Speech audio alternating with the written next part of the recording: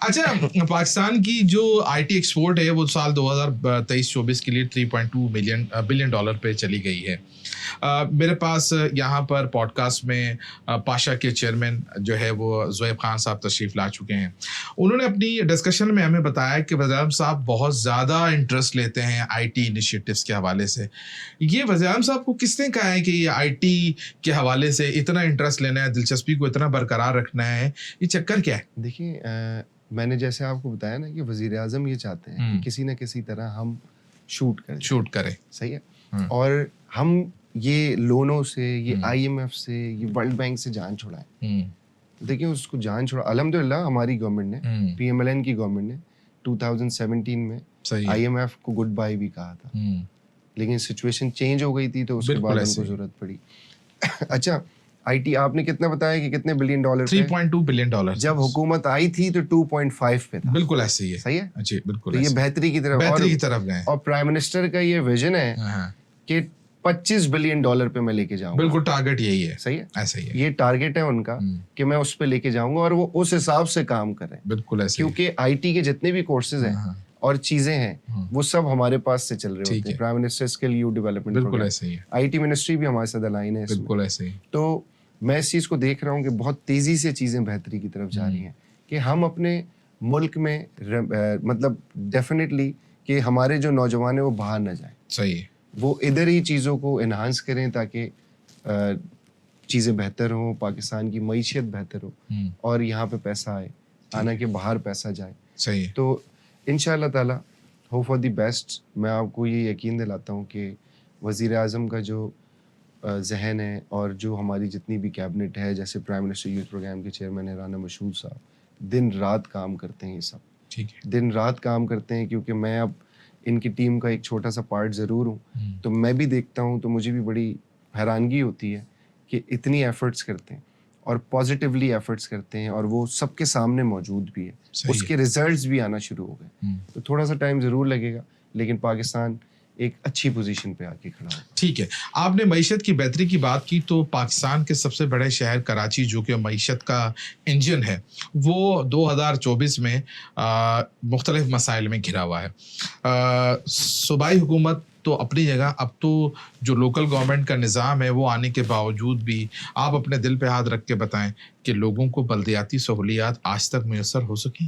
دیکھیے میں بالکل یہ آپ کی بات کو میں ڈینائی نہیں کروں گا کہ پیپلز پارٹی کو جس طریقے سے کام کرنا چاہیے تھا آفٹر میئرشپ انہوں نے اس طریقے سے کام نہیں کیا. آئی ڈونٹ نو کیوں, کیا اس کے پیچھے وجہ ہے, جبکہ پروونشل گورنمنٹ بھی ان کی اپنی ہے اور میئر بھی ان کا اپنا ہے. اب تو کافی سارے ان کے چیئرمینز بھی ہیں کیونکہ ایم کیو ایم نے بائیکاٹ کر دیا تھا الیکشن میں. جماعت اسلامی اور پیپلز پارٹی کے کراچی کے اندر میجورٹی چیئرمینز ہیں اور وائس چیئرمینز ہیں. ٹاؤنز ان کے پاس ہیں. بالکل ایسے ہی. اور ٹاؤنز کو تو ڈائریکٹلی فنڈ مل رہا ہوتا ہے.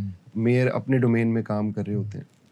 چلے میئر کو تو چھوڑیں, ٹاؤنز کیوں نہیں پرفارم کر رہے آپ کے خیال؟ ٹاؤنز پرفارم کرنے کے لیے کیونکہ ابھی کچھ ٹاؤنز ہیں, اگر ہم ایک حقیقت پہ ہم اپنی بات کریں, کچھ ٹاؤنز ہیں جن کی زیرو ڈیلیورنس ہے اور وہ پیپلز پارٹی اس کو دیکھ بھی رہی ہے. جو میں نے پچھلے دنوں ایک بات سنی ہے کہ وہ کچھ اپنے ٹاؤنز چیئرمین سے بہت زیادہ خفا بھی ہے پیپلز پارٹی کی لیڈرشپ کہ وہ کام نہیں کر رہے. اچھا جی, اس چیز کو میں نے سنا ہے. اور دیکھیں جو جس کی اچھی چیز ہے وہ بولنی بھی چاہیے. ڈیفینیٹلی میں اس چیز کو نہیں رکھتا کیونکہ میں پولیٹیکل ورکر ہوں. اور جو جس کی خراب چیز ہے چاہے وہ ہمارے اتحادی ہیں, ہم اس کو بھی ہائی لائٹ کریں گے. ٹھیک ہے.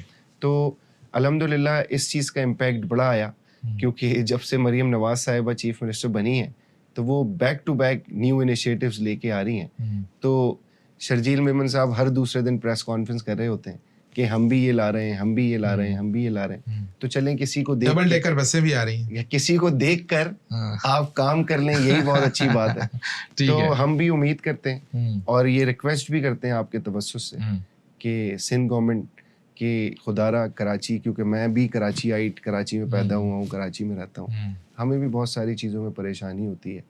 تو خدا را کراچی کو فوکس کریں جہاں سے آپ کو جس نے مینڈیٹ دیا اور آپ کی پروونشل گورنمنٹ ہے اور لوگوں کے بہت زیادہ مشکلات ہیں. ٹھیک ہے. کراچی کی میجورٹی ایریاز کی پانی کی لائنیں پھٹ چکی ہیں, گٹر کی لائنیں مکس ہو کے کالا پانی آ رہا ہے. گیس کا سب سے بڑا ایشو, ٹینکر مافیا کے خلاف آپریشن کرایا جائے.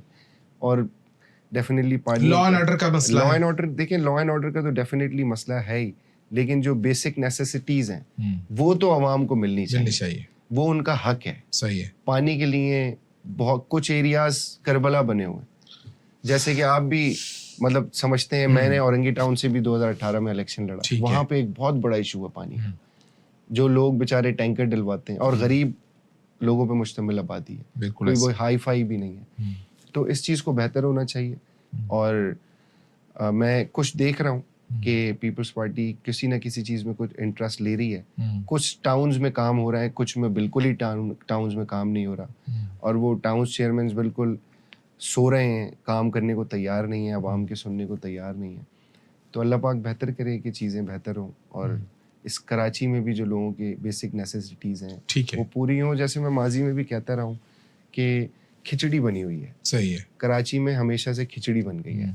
प्रोविंशियल गवर्नमेंट पीपल्स पार्टी की, लोकल गवर्नमेंट भी अब चलें पीपल्स पार्टी की है, MNAs MPs MQM के, उसके अलावा कुछ चेयरमैन कुछ टाउन्स जमात के पास हैं, कुछ PP के पास हैं, कोई भी काम करने को तैयार नहीं है। ठीक है। अच्छा, हमने माजी में देखा कि नून लीग जब भी इक़्तिदार में आई है और तो नून लीग की जानिब से कोई ना कोई मेगा प्रोजेक्ट कराची को मिला है, जैसे हम ग्रीन लाइन का हम तज़किरा कर सकते हैं। यकीनन उससे बड़ी तादाद में लोग इस्तिफ़ादा कर रहे हैं, अगरचे कि उसके स्टार्ट होने में बहुत टाइम लगा और तब्दील मतलब अभी भी वो मुकम्मल नहीं हुआ है। बहुत अहम बात ये है कि इस दौरे हुकूमत में अभी तक कराची को कोई बड़ा प्रोजेक्ट नहीं मिला है फेडरल गवर्नमेंट की तरफ से। क्या वजह है? देख तो रहे हैं आपकी सूबाई हुकूमत काम नहीं कर रही, तो फेडरल गवर्नमेंट कुछ अपना हिस्सा डाल दे। देखिए बेसिकली उस वक्त जो सिनेरियो था वो डिफरेंट था, अभी सिनेरियो कुछ डिफरेंट है। ग्रीन लाइन की जहाँ तक आपने बात की, जो उस वक्त तक वो थी वो बन चुकी थी, ठीक है। उसकी जो ऑपरेशनल और मेंटेनेंस थी वो प्रोविंशियल गवर्नमेंट की जो कि वो उन्होंने बहुत डिले किया, नहीं अब आज तक नहीं हुआ, अब वो उसको रेड लाइन से ऑरेंज लाइन से कनेक्ट करें। तो खैर, अब जो आपने बोला कि प्रोजेक्ट के लिए प्राइम मिनिस्टर की बहुत ज़्यादा फोकस है कराची के ऊपर, वो जब से वज़ीर आज़म बने वो 3-4 दफ़ा कराची वज़ीर आज़म साहब पाकिस्तान के बारे में कराची के बारे में फिक्रमंद रहते हैं। जी डेफिनेटली रहते हैं, और 3-4 दफ़ा कराची आ चुके हैं। आप मुझे बताएं PTI के इमरान खान कितनी दफ़ा कराची आए थे? मुश्किल होती थी, बहुत कम आते अभी तक वो इन 6-7 महीनों में मुश्किल से आते थे। 4 दफ़ा कराची आ चुके हैं, और वो आते ही कराची कभी बिजनेस कम्युनिटी से मिलते हैं, कभी किसी कम्युनिटी से मिलते हैं। सही है। मतलब वो चाहते हैं कि बिजनेस कम्युनिटीज की बात सुनी जाए, बिल्कुल ठीक है, कि जो उनको प्रॉब्लम्स आ रही हैं उसको केटर किया जाए। सही है।